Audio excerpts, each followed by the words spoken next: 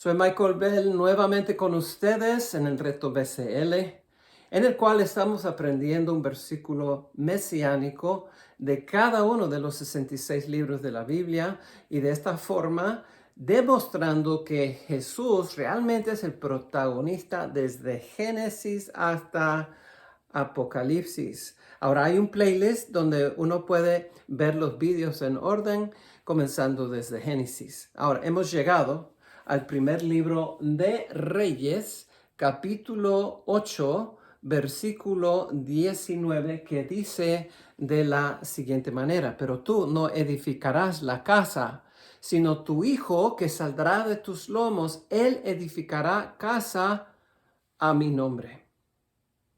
Ahora, Salomón está citando palabras dichas por Dios a su padre David. David había anhelado fuertemente, con todo su corazón, construir el templo de Dios. Había a duras penas traído el arca a Jerusalén.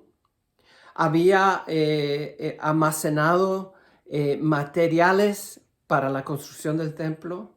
Había reorganizado los levitas precisamente para la adoración y el buen manejo del templo. Pero Dios no permitió que él construyera el templo, sino un hijo que saldría de sus lomos. Ahora, en la primera instancia diríamos, bueno, esto tiene que ser Salomón. De repente pensaríamos, viviendo en esa época, que de hecho Salomón debe ser el Mesías, porque él es hijo de David y él es el constructor de la casa de Jehová. Y estaríamos acertando hasta cierto punto en el cual vemos que Salomón se aparta de Dios, empieza a entrar en idolatría con las mujeres extranjeras con las cuales él se había casado. Y nos damos cuenta que a fin de cuentas Salomón no puede ser el Mesías, y no lo es, porque el hijo que saldría de los lomos de David se refiere a Jesucristo. Porque el templo que Salomón construyó al final termina en desastre. Ahora, en su época era una de las maravillas del mundo antiguo, cubierto de oro, hecho de piedras talladas, increíblemente inmensas, de grandes vigas, de un tamaño enorme, que achicaba el pequeño tabernáculo que habían usado en el desierto. Aquí estaba un templo majestuoso que duró casi 500 años. Pero cuando Nabucodonosor, en el año 605, después en 597, después otra vez en 586, él invade Judá y termina arrasando, destruyendo, tumbando este templo y quemándolo.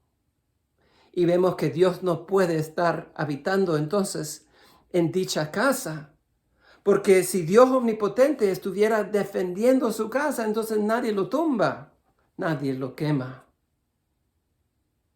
Ahora, el mismo Salomón había dudado de la posibilidad de que un Dios omnipotente pudiera vivir en un templo hecho por manos de hombre. Y la verdad es que no. Entra Jesucristo con las palabras: yo edificaré mi iglesia. Ahora, estamos hablando no de piedras, sino de piedras vivas, de seres humanos. Y entonces Jesús construirá un templo mejor y mayor que este templo que fue destruido, un templo hecho por seres humanos. Y ahora entendemos por qué en el desierto Dios quiso que al acampar las tribus, Él quería estar justo en medio de todas las tiendas con su tabernáculo.